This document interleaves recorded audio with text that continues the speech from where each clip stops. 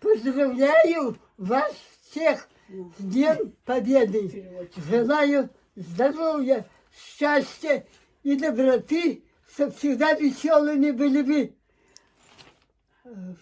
Желаю всего самого наилучшего, что есть в мире.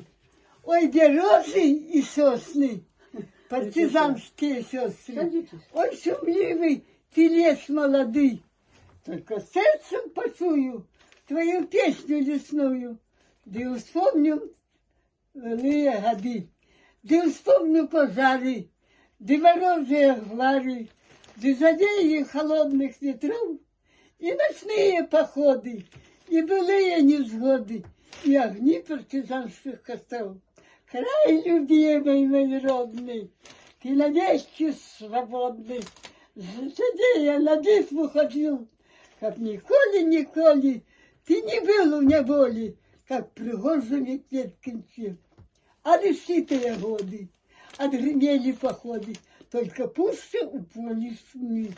Ой, где розы и сосны, партизанские сестры, вас николи в житті не забыть.